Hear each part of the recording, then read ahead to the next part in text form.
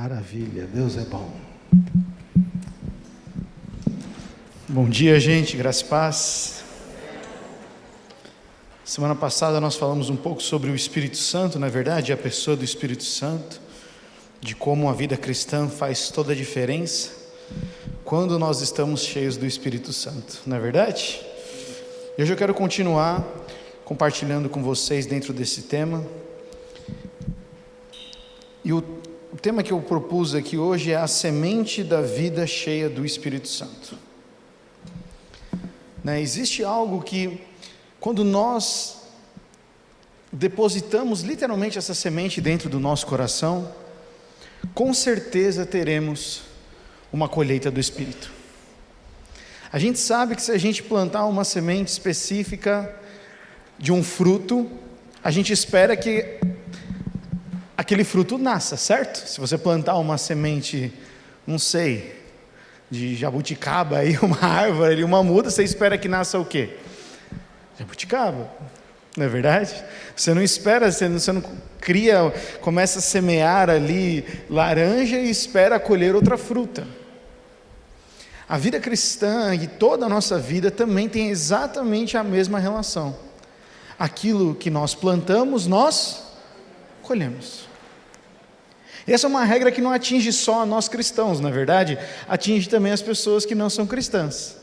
Tudo aquilo que o homem semeia, ele também colhe.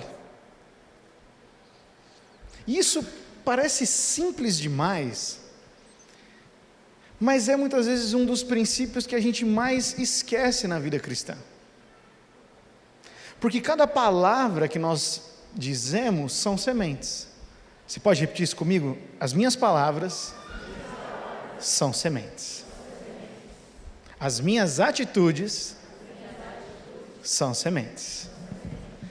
Alguém já falou uma palavra que não queria ter falado e depois se arrependeu? Alguém já teve uma atitude que teve uma reação ali na hora e depois você falou, poxa, não era o que eu queria? Isso acontece nas nossas vidas, e graças a Deus Ele é misericordioso, a ponto de nós não necessariamente colhermos tudo aquilo que nós falamos. Sabe, Gustavo, mas você acabou de falar que tudo que eu falo, tudo que eu planto eu colho, é verdade.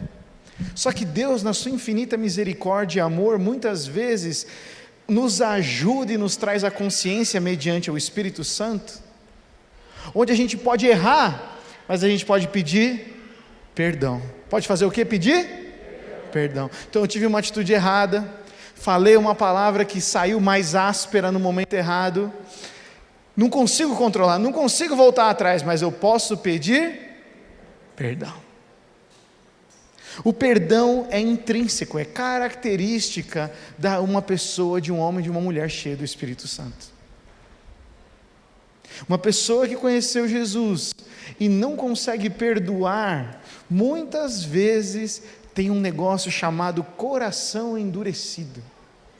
E o coração endurecido é um bloqueio para que o Espírito Santo possa fluir. Quero que você pense, imagina um terreno duro. Você já foi para a praia ali, talvez ali de Santos, de Itanhaém? Já foram lá, já? Como é que é a areia de lá? Uma dura, que às vezes se você não tomar cuidado, você raspa o dedão, você deixa a unha lá, né? Eu lembro uma vez que eu estava jogando com os amigos lá, jogando malha. Alguém já jogou malha, gente? Com o disco? Oh, olha aí, é um jogo meio perigoso, mas é muito legal. Eu estava jogando malha com o André, eu lembro até hoje, e eu lembro que são discos pesados, você coloca um pino assim no chão, aí a pessoa do outro lado tem que jogar um disquinho desse tamanho, quicar na areia e bater no pino. E a gente estava jogando, né? Eu estava de um outro canto, de uma distância de uns 10 metros de distância. Ele jogou o primeiro, não acertou o pino. Quando ele jogou o segundo disco, o disco pegou no disco e catou a minha unha. Meu irmão, aquele dia doeu. Nossa, saí chorando, saí literalmente com a dor. O que isso tem a ver com a mensagem? Nada, eu só lembrei da história, eu queria compartilhar com vocês. Mas eu estava falando da areia dura, né? Quando tem uma areia ou um terreno que é muito duro, você consegue semear alguma coisa lá? Não. Você pode até jogar a semente, mas às vezes ela quica e não penetra. Quando você tem uma terra muito dura, o que você tem que fazer para semear? Arar, olha que palavra bonita. Como é que você ara uma terra? Você vai pegar, às vezes tem as máquinas, não é verdade? Mas tem aquele, eu não vou saber o nome exatamente, mas é como é que é? Não estou conseguindo entender. Arado, obrigado, amém Jesus. Que nada mais é do que uma vassoura com uns ferros mais duros assim na frente, que seria a minha descrição mais simples, né? Eu não sou nenhum. E muitas vezes você passa, estou falando dos simples, né? Tem os arados grandes que você coloca atrás de um boi, de um cavalo, e vai puxando e vai abrindo os buracos na terra, para que você possa então plantar. Mas tem também aqueles que você pode simplesmente passar ali como se fosse uma vassoura mesmo ali, para abrir alguma coisa, para quebrar a terra. O objetivo de arar é quebrar a terra, é quebrar a dureza da terra, porque semente nenhuma pode frutificar num terreno duro.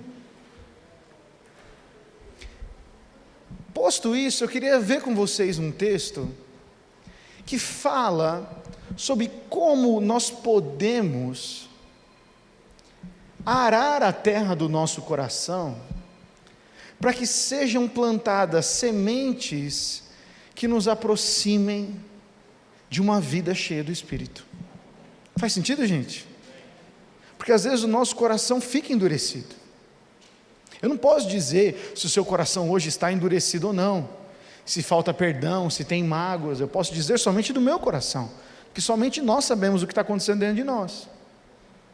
Mas é importante a gente saber que quando a gente constata que o nosso coração está duro, permanecer endurecido é uma escolha. É ou não é? É uma escolha. Agora, escolher ser arado também é uma escolha. Eu não posso pedir para minha esposa vir e arar o meu coração, porque quem tem autoridade sobre o meu coração sou eu. Nem mesmo Deus pode entrar na vida de alguém e vir arar, e vir deixar a terra fofa. Somos nós que permitimos ou não. Fez sentido isso, gente? Tem um texto lá em 2 Crônicas, no capítulo 7, onde Salomão acabou de construir o templo do Senhor. Salomão está dedicando e consagrando todas as áreas. Salomão está feliz porque está fazendo uma grande festa, a festa das cabanas, dentro do povo de Israel. Ele está construindo aquilo e, gente, está uma alegria muito grande no povo. E olha o que diz lá, eu coloquei só o versículo do 13 ao 15, mas eu quero ler do versículo 11. 2 Crônicas 7:11 diz assim: Salomão terminou o templo do Senhor e o palácio real. Concluiu tudo o que havia planejado fazer na construção do templo e do palácio. Então, ou seja, Salomão, um homem bem sucedido, conseguiu tudo aquilo que ele queria.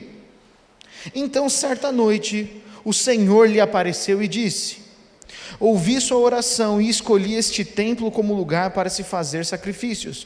Ou seja, é aqui onde eu vou ouvir o povo, é aqui que eu vou estar presente. E aí então entra o texto que é tão famoso para nós. Se por vezes, olha o que Deus responde.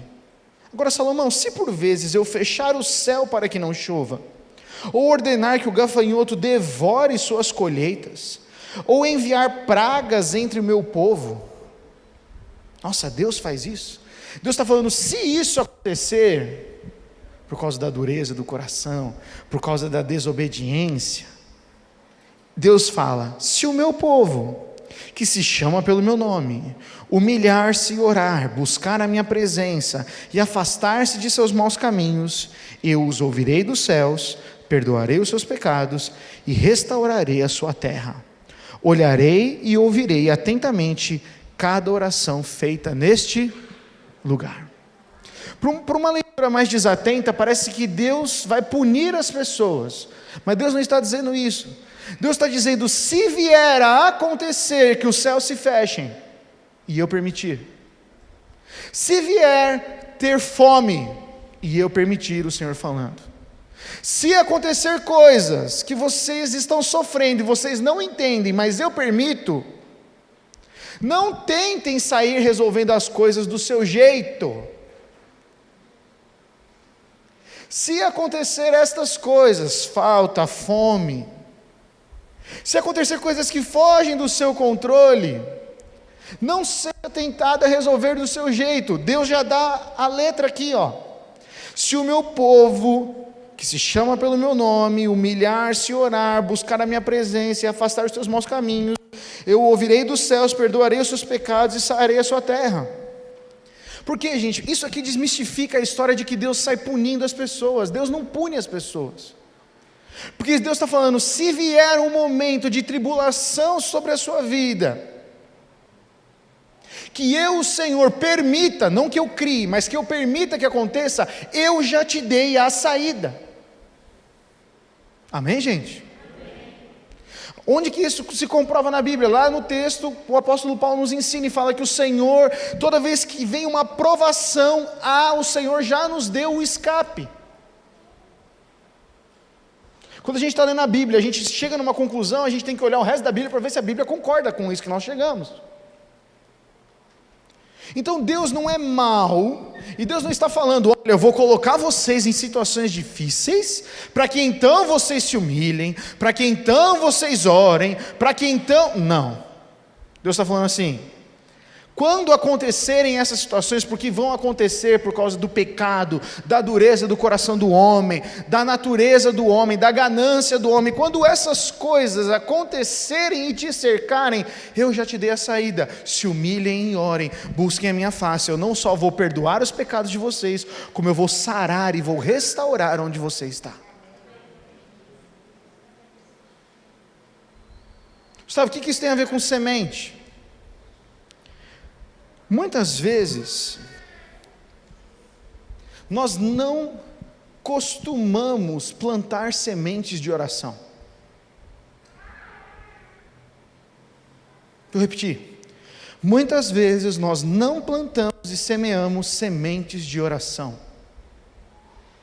Quando vem os momentos da pressão, vem os momentos da impaciência, da tristeza, da frustração, da falta de controle, o que acontece é que nós tentamos a ter reações humanas, ríspidas, rápidas, coisas que favorecem normalmente ao nosso controle.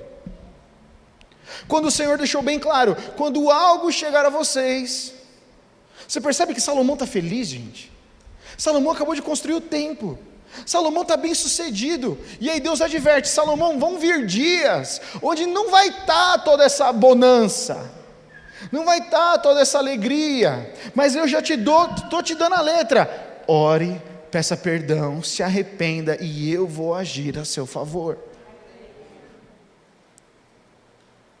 Deus não fica esperando o pior de nós, Deus fala, eu já preparei vocês para as estações que virão. Mas muitas vezes, no momento da pressão, novamente, eu ouso dizer, a gente não plantou a semente da oração, e aí quando vem a pressão, a gente não tem colheita. Está fazendo sentido, gente? Nós nunca semeamos em oração, porque quando você ora, a sua fé aumenta. Quando você ora, você lembra das promessas de Deus.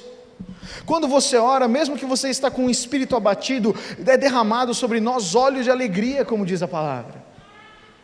Quando nós semeamos oração, mesmo nos tempos bons, preste atenção nisso, Salomão está feliz, está no tempo bom, Ronaldo, acabou de construir o palácio, acabou de construir o templo do Senhor, e aí então, ele está orando, o Senhor aparece a ele, e aí Deus diz, ouvi a sua oração.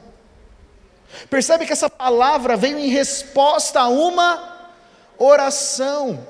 A saída, o eu virei dos céus, perdoarei os seus pecados e sararei a sua terra, não vem de graça, vem em resposta a uma oração. Salomão semeou antes para ter essa revelação. Salomão semeou antes em oração, em obediência ao Senhor, para que então no momento Deus viesse e falasse, como você orou, você semeou intimidade comigo, agora eu vou te dar um entendimento novo sobre isso. Às vezes nós queremos ter entendimento, e revelação de certas coisas que acontecem nas nossas vidas, famílias, ministério e outras coisas, mas nós não queremos pagar o preço para ter essa revelação e essa intimidade. Nós queremos que Deus fale conosco, não no intuito de sermos íntimos, mas nós queremos que Deus fale conosco, porque nós queremos ter o controle. A gente tem que tomar cuidado, presta atenção nisso. Nós somos uma geração bem controladora. Alguém mais além de mim? A gente gosta de ter o controle das situações. E a gente foi enganado dizendo que ter o controle é algo muito bom. Só que o controle rouba muito a nossa fé.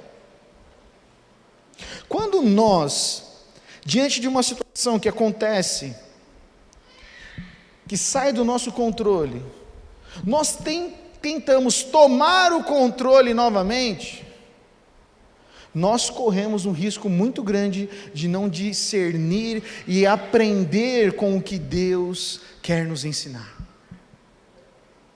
Toda vez, presta atenção nisso, toda vez que sair algo do seu controle, pergunte para Deus o que Ele quer te ensinar.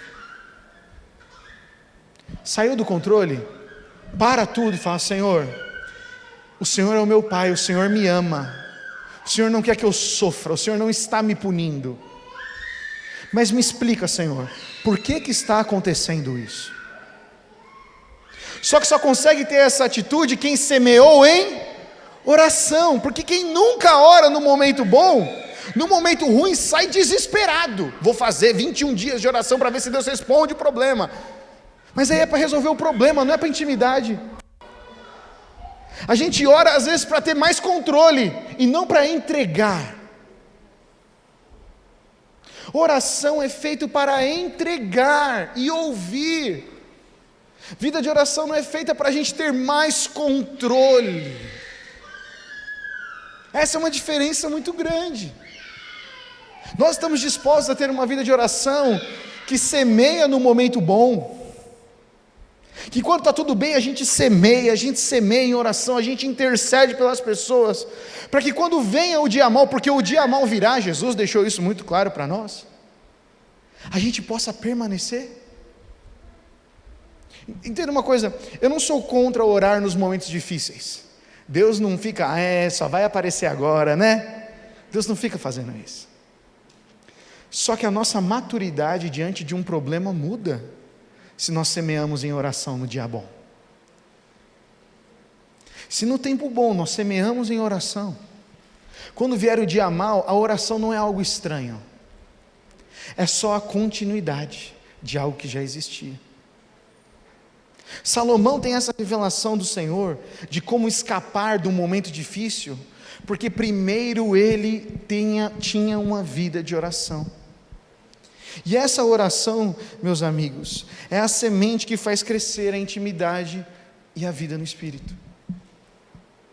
O que faz crescer a intimidade, a vida no Espírito, que Paulo fala muito lá em Romanos 8, a primeira semente é a oração. O conhecimento da Bíblia é muito bom, mas o conhecimento sem o Espírito é a lei que acaba matando.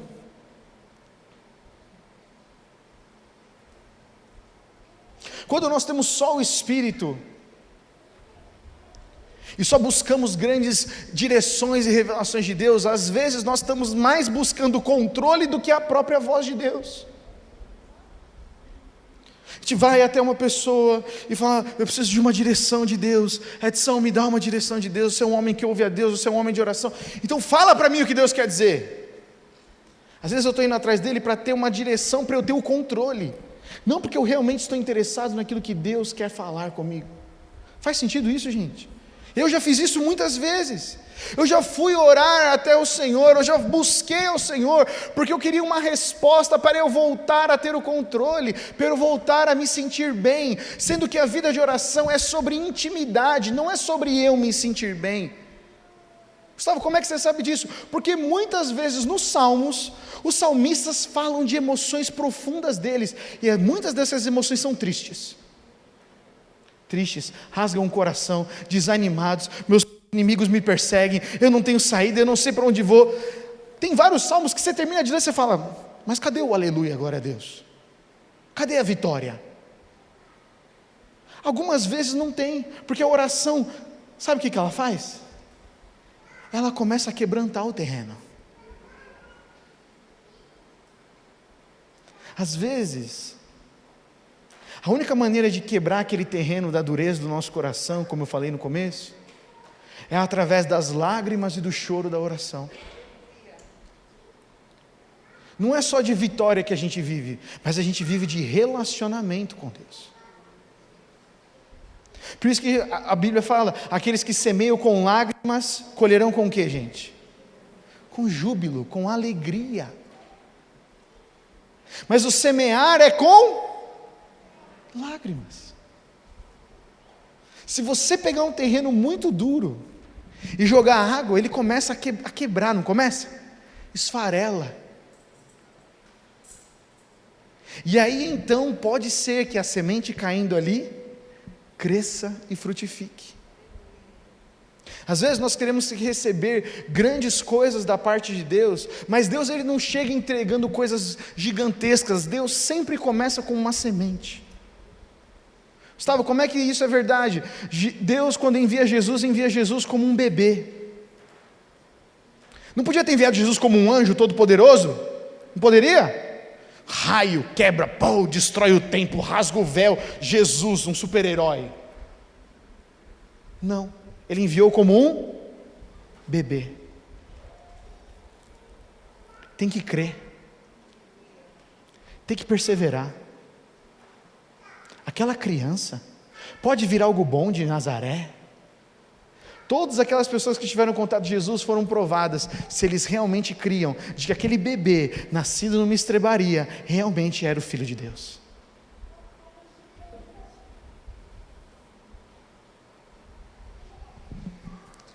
A oração é a semente que faz crescer a intimidade e a vida no Espírito.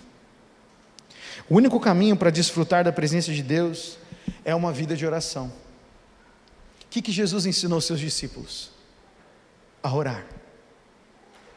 Ele não ensinou os discípulos a realizar grandes coisas, a pregar. Ele ensinou os seus discípulos a orar.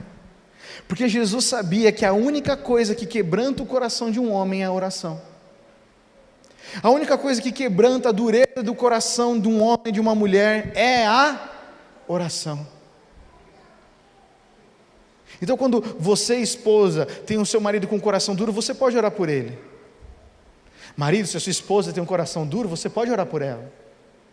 Mas o mais interessante disso tudo é que nós podemos orar por nós mesmos. Porque se você tem o Espírito Santo, a palavra diz que o Espírito intercede por nós com gemidos inexprimíveis. Então quando o nosso coração está duro, com falta de perdão ou alguma coisa, fala, Senhor, parece que a vida não vai, parece que eu não consigo amar meu próximo, parece que eu não consigo ter compaixão, parece que eu só quero justiça, parece. Para de perguntar resposta, para de tentar caçar resposta em Deus e olha para dentro e fala, Senhor, vê se há em mim algum caminho mau. Senhor, há dureza no meu coração, Pai. Se há dureza, me quebranta, Senhor. Porque eu não quero perder as sementes que o Senhor tem para depositar sobre a minha vida. Mas isso é individual. A vida no Espírito, ela acontece na esfera principalmente individual. Jesus ensinou seus discípulos a orar. E a oração, ela tem que ser um ato de obediência. São várias vezes que nós vemos no Antigo e no Novo Testamento a diretriz clara de Deus, de Jesus, dos profetas, dos apóstolos: orem, orem, orem. A gente começou a ler a Bíblia como se ela fosse algo optativo, né? Então a gente vê e fala, não, isso sim. Oração é um mandamento. Repete isso comigo, oração é um mandamento. Aquele que conhece a Cristo não tem como não orar. Por isso que um ato de obediência sempre libera a presença e o poder de Deus. Você quer a presença de Deus num lugar?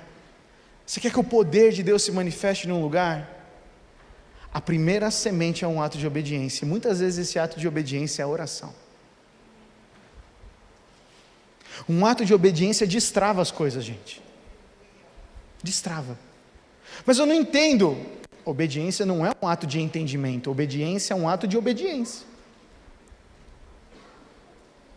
Olha esse texto do profeta Oséias. Israel está sendo julgado. Existe toda uma situação ali, não vou conseguir explicar todo o contexto de Oséias, mas o povo de Israel está sendo julgado pelo Senhor. Estão debaixo do cativeiro assírio.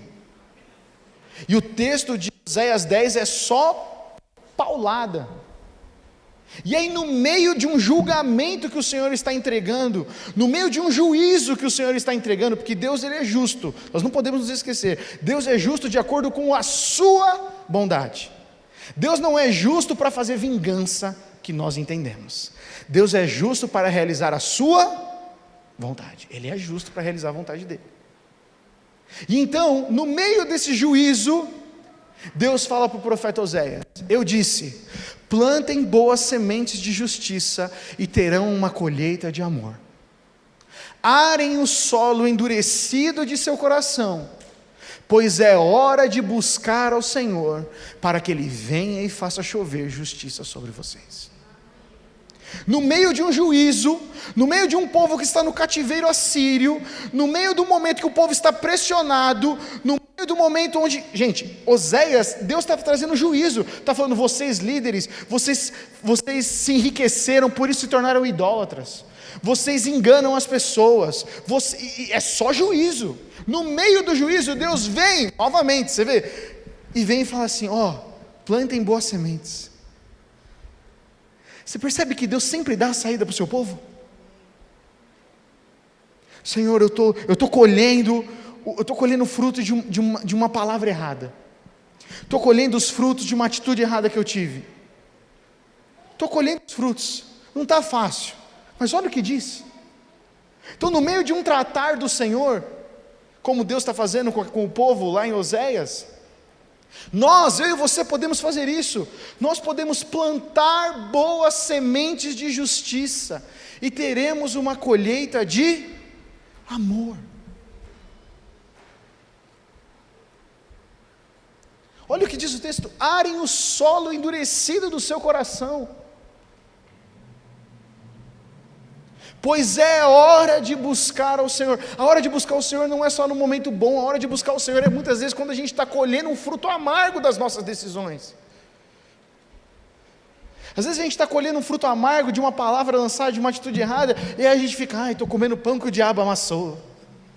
Aí entra a sensação do quê? Deus está me punindo. Deus não está punindo. Nós semeamos e nós colhemos, mas mesmo colheita ruim, Deus fala isso: plantem boas sementes de justiça e terão uma colheita de amor.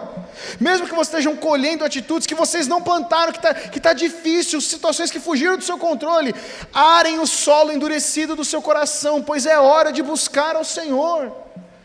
Momento difícil é hora de buscar ao Senhor, é hora de quebrar a dureza do nosso coração, para que Ele venha e faça chover. Você precisa da chuva do Senhor sobre a sua vida, meu irmão, minha irmã? É o rio que flui. A água é um dos elementos que representam o Espírito Santo. Se nós queremos que o Espírito Santo venha sobre as nossas vidas e traga justiça, traga amor, traga ânimo, compaixão, paciência, que traga os frutos do Espírito lá de Gálatas, nós precisamos arar o solo endurecido do nosso coração. Eu e você precisamos disso. Não estou falando em uma posição de juiz, tá, meu irmão, minha irmã? Eu estou dizendo que nos momentos difíceis não é hora de tentar assumir o controle. Nos momentos difíceis é hora de orar com lágrimas, arar o solo do nosso coração para que Deus derrame a sua chuva. Essa é a instrução que o Senhor nos dá. Essa é a instrução que o Senhor nos dá. Porque o coração endurecido pelo egoísmo e pela falta de perdão impede a vida de oração que libera a presença do Espírito Santo. Quando a gente fica endurecido, o egoísmo, fui injustiçado, e aí a gente carrega todas essas coisas. Carregamos a mágoa, gera falta de perdão, e isso impede uma vida de oração. A gente pode pedir e ter uma vida de oração pedindo direção a Deus, mas a vida de oração tem muito mais sentido quando a gente vai na intimidade, perdoando uns aos outros, como Jesus nos ensinou a orar, lá na oração do Pai Nosso, e aí então a gente desfruta da presença de Deus, porque a presença de Deus é que traz direção, é a presença de Deus que traz conforto, é a presença de Deus que nos diz para onde ir, é a presença de Deus que nos capacita a fazer coisas que antes a gente não conseguia fazer. Como é que a gente toma conhecimento da presença de Deus? Através da oração. Você pode chegar no lugar mais caótico. Se você semeou em oração, você entra no lugar caótico, você percebe as coisas. Ok, Senhor, o Senhor está se movendo ali, é ali que eu devo falar, é com esse que eu devo agir, é ali que eu devo tentar esse emprego, é ali que eu... O que aumenta a percepção do crente é a oração. O que aumenta o entendimento da palavra é a leitura com a oração. Por quê? Porque a oração faz o Espírito Santo, que já habita dentro de nós, vir à tona. E aí ele começa a falar conosco. E aí ele começa a nos conduzir. E aí as nossas opiniões, o que a gente pensa que a gente sabe, a gente coloca tudo de lado. Por quê? Porque agora eu quero obedecer ao Senhor. Agora eu quero ouvir ao Senhor. Agora eu quero ouvir ao Senhor. A presença do Espírito Santo vem através da vida de oração, mas a presença de Deus, mediante o Espírito Santo, não flui na vida de um coração endurecido. Como está seu coração hoje? Como é que está o seu coração hoje? Jesus falou isso: quando vocês orem, não fiquem sempre repetindo a mesma coisa, como fazem os pagãos. Eles pensam que por muito falarem serão ouvidos. Não sejam iguais a eles, porque o seu Pai sabe do que vocês precisam. Quem conhece a Deus chama a Deus de Pai, e o Pai sabe o que o Filho precisa, antes mesmo de que vocês pedirem. E aí Jesus chega: então vocês orem assim. Porque um ato de obediência sempre libera a presença e o poder de Deus. Jesus falou: não fiquem repetindo grandes coisas. Deus sabe o que vocês precisam. O Pai sabe o que vocês precisam. Mas quando vocês forem orar, como um ato de obediência, esperem algo novo. Eu quero aumentar a expectativa no seu coração para quando você for orar. Se quando eu e você formos orar, nós temos que orar com confiança. Nós temos que entrar com ousadia, alegria. E muitas vezes, se entramos com tristeza e choro, sabendo de que o choro pode durar uma noite, mas a alegria vem pela manhã, de que aqueles que choram, que semeiam com lágrimas, colherão com alegria. A oração é a resposta tanto para o tempo bom quanto para o tempo ruim. E aqui, para concluir, um texto que eu queria mostrar para vocês, sobre como a obediência libera a presença e o poder de Deus. É um texto muito conhecido, Atos 3. Depois daqueles homens e mulheres serem cheios do Espírito Santo, lá em Atos 2, certo dia, por volta das 3 da tarde, Pedro e João foram ao templo, fazer o que, gente? Orar. Alguém obrigou eles? Eles já tinham sido cheios do Espírito Santo, gente, na casa. Precisava ir até o templo orar? Precisava? Não. Pô, eu experimentei tudo já do Espírito Santo. Por que eu vou orar? Porque é um ato de obediência. Mas eu já experimentei, eu experimentei na minha casa, na célula. Experimenta agora, assisto o culto online. Não precisa congregar como família. Eu já ouvi 3 ministrações essa semana, mais uma no domingo. A oração é um ato de obediência. Se a gente encara a oração como religiosidade, ok, é uma reza, é algo repetitivo que nós fazemos sem esperar nada em troca. Agora, quando a oração vira um ato de obediência, Deus, vendo a nossa atitude, traz uma recompensa. Repete isso comigo: recompensa. Porque o Senhor, a Bíblia diz que Ele é galardoador, Ele recompensa aqueles que o buscam. Como é que a gente busca a Deus? Em oração. Certo dia, por volta das 3 da tarde, Pedro e João foram ao templo orar. Um homem aleijado de nascença estava sendo carregado todos os dias. Todos os dias ele era colocado ao lado da porta chamada Formosa para pedir esmolas e quem entrasse no templo. Quando ele viu que Pedro e João iam entrar, pediu-lhes dinheiro. Pedro e João se voltaram para ele. Olhe para nós, disse Pedro. O homem fixou o olhar neles, assim como a gente faz na oração. Quando a gente ora, a gente fixa o olhar em quem? Em Deus. Esperando receber alguma esmola, que é às vezes o que a gente faz na oração, a gente vai orar para receber alguma coisinha pequena. Pedro, no entanto, lhes disse: não tenho prata nem ouro, mas o que eu tenho lhe dou, em nome de Jesus Cristo Nazareno, levante-se e ande. Então Pedro segurou o aleijado pela mão e o ajudou a levantar-se. No mesmo instante, os pés e os tornozelos do homem foram curados e fortalecidos. De um salto ele se levantou e começou a andar. Em seguida, caminhando, saltando e louvando a Deus, entrou no templo com eles. Para quê, gente? Para orar. Isso não está no texto bíblico, eu fui atrás. Aquele homem se sentava na porta do templo todos os dias. Quantos anos talvez aquele homem não orava? Quantos homens? Porque um aleijado não poderia entrar no templo para orar.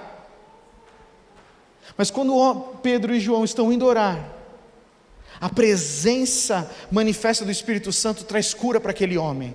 E ele olha e diz assim: eu vou seguir vocês. Olha a continuação do texto. Quando o ouviram caminhar e ouviram a louvar a Deus, todos perceberam que era o mesmo mendigo que tantas vezes tinham visto na porta Formosa, e ficaram perplexos. Admirados, correram todos para o pórtico de Salomão, onde o homem permanecia com Pedro e João e não se afastava deles. Porque um homem e uma mulher de oração demonstra tanto o poder e a presença de Deus, que as outras pessoas ficam perto. Caramba, faz diferença. Não, eu nem sei, eu não sei o que esses caras vieram fazer aqui, mas eu estou com eles. Por quê? Porque eu experimentei do que eles têm. Por isso que a oração é a semente para a vida no Espírito. É a oração que libera e que faz uma transformação na nossa vida. O que Pedro e João fizeram? Eles obedeceram a Jesus, eles foram orar. Enquanto obedeciam, poder e a presença do Espírito fluíram através deles. O resultado? Um aleijado curado. E aquele aleijado, que talvez não fazia oração há anos, pôde experimentar a presença e o poder de Deus. Entrou no templo com eles para orar. A banda pode subir aqui. A vida de oração de um homem e de uma mulher não beneficia a si mesmo, porque a vida de oração não é para trazer o controle para nós de novo. A vida de oração é para sermos cheios do Espírito Santo. E os meus problemas? O que Jesus ensinou? O seu Pai já sabe. Descansa no seu Pai. Mas para que eu vou orar, Gustavo, então? Para ser cheio do Espírito Santo. Para que eu vou orar, Gustavo? Para curar as outras pessoas. Para que eu vou orar, Gustavo? Para ser uma testemunha, para quando as pessoas virem, elas possam desfrutar do amor de Deus. Não é sobre nós, é sobre o que o Senhor quer fazer. A oração não existe como uma muleta para a gente ficar buscando resposta de Deus somente para nós. Presta atenção nisso, Deus ama você, Ele vai falar com você e Ele cuida de você. Descansa. Agora, ore para entender e conhecer o coração de Deus. Porque quando Salomão orou, Salomão estava na vida boa dele. Mas Deus respondeu: Salomão, vai chegar dias difíceis. Quando chegar os dias difíceis, lembre-se, se humilhe, chore, eu vou perdoar e eu vou restaurar, Salomão. Quem semeia em oração, sabe reagir na hora da tensão.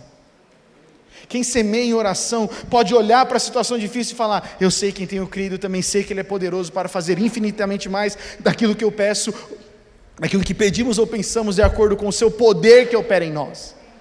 É a oração que destrava essas coisas, gente. Não é só o entendimento, é a oração. Como é que está a nossa vida de oração? Gustavo, para mim é difícil orar, então eu proponho uma coisa hoje: quebranta o coração. Olha para ver se o solo não está endurecido. Olha para ver se por causa dessa pandemia e só notícias ruins, não endureceu o coração. Olha para ver onde estão as expectativas. Se as expectativas estiverem nas pessoas, deixa eu te dizer, as pessoas vão te frustrar. Bem-vindo à vida. Agora, se a sua expectativa está no Senhor, as pessoas podem frustrar, trair, pisar por cima de você. Você continua com os olhos fixos em Deus. Por isso que um ato de obediência sempre libera a presença e o poder de Deus. É um ato de obediência que libera a presença e o poder de Deus. É momento da gente plantar boas sementes de oração para termos uma colheita de amor e de justiça. Quero deixar esse texto de Oséias 10. Eu não sei novamente qual é o momento que você está passando, mas todo momento é momento de plantar. Todo momento é momento de plantar. Todo momento é momento de sondar como está o nosso coração. Todo momento é momento de olhar para dentro e dizer: Senhor, eu não posso controlar as situações fora de mim, mas dentro eu posso me quebrantar, e eu quero me quebrantar na Tua presença. Se nós tivéssemos mais cristãos quebrantados, nós teríamos menos pessoas cuidando da vida uns dos outros, e mais pessoas fluindo da presença e do poder de Deus. E aí quando alguém necessitado chega até nós, o que a gente tem? Não tenho ouro e não tenho prata, mas o que eu tenho, que é uma vida de oração, fé, alegria no Senhor, eu digo para você: vem cá, eu vou te levantar, vem cá, eu vou andar com você. Isso é ser usado por Deus. Por isso que todo cristão pode ser usado por Deus, desde que ele tenha uma intimidade, uma vida de oração com o Senhor, porque um ato de obediência sempre libera a presença e o poder de Deus. Você pode ficar em pé no seu lugar?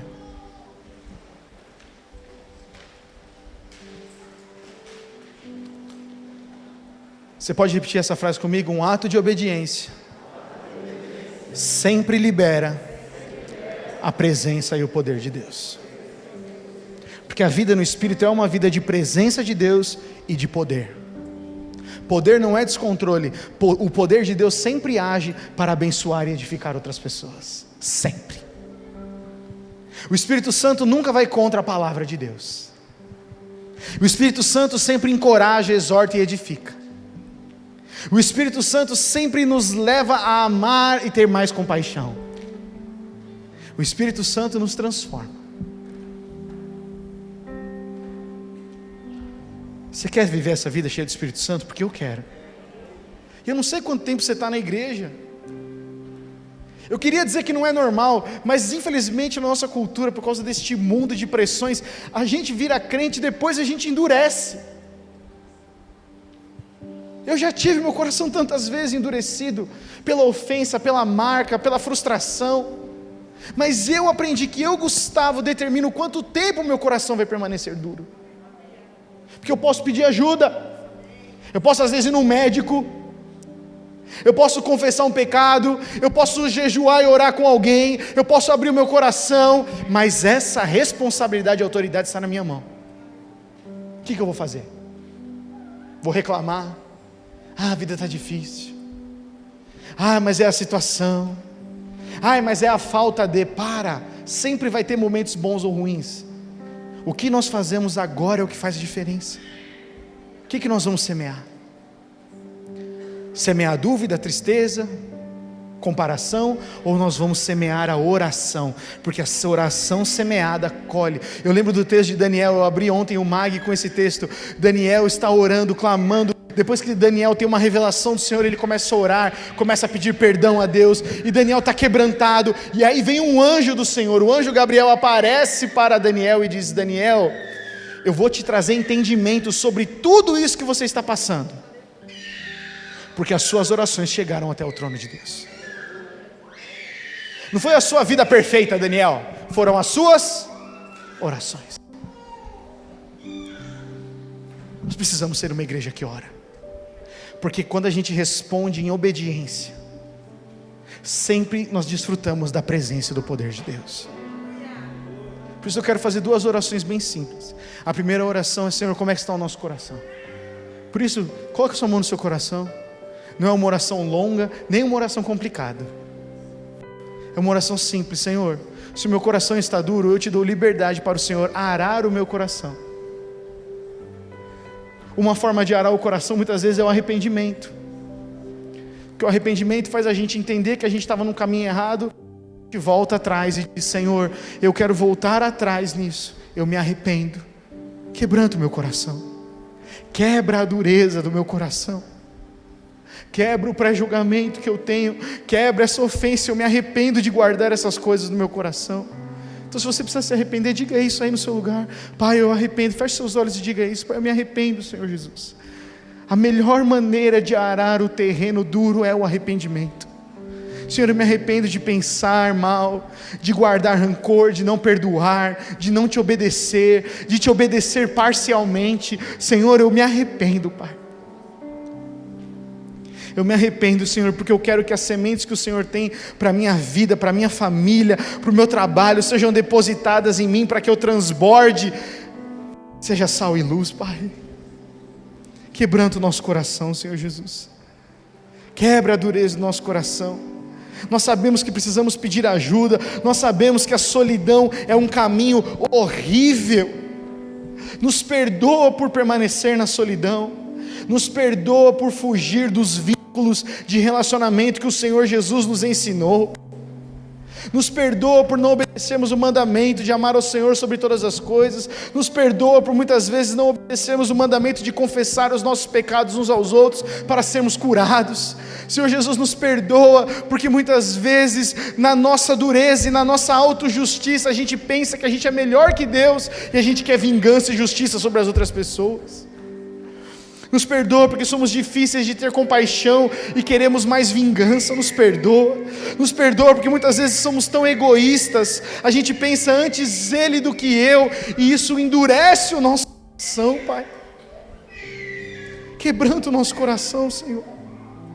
Jesus foi um homem que andou com o coração quebrantado, que parava para as prostitutas, que parava para os necessitados, que se assentava com os cobradores de impostos, e isso refletiu em João, em Pedro, que refletiu em Paulo, que refletiu em Timóteo, porque uma geração quebrantada ensina a outra geração. Por isso nos faz, Senhor Jesus, filhos e filhas quebrantados, que não têm dureza de coração, mas que são sensíveis ao Teu Espírito Santo. É isso que nós te pedimos, Pai, nessa manhã. E a segunda oração que eu quero fazer, meu irmão, minha irmã, agora, se você puder estender as suas mãos para frente como um ato de receber. Você diga isso: Senhor, eu recebo a Tua presença, Espírito Santo. Hoje você pode ser cheio do Espírito Santo. Então você fala: Gustavo, passei muito tempo duro. Às vezes você precisa confessar para ser completamente curado. Mas o Senhor não fica contabilizando os nossos erros. O Senhor quer derramar do seu Espírito nessa manhã. Por isso diga isso: Senhor, eu recebo do Teu Espírito Santo, Pai. Eu recebo entendimento, Senhor Jesus. Eu recebo o fruto do Teu Espírito, que é paciência, amabilidade, bondade, mansidão, domínio próprio.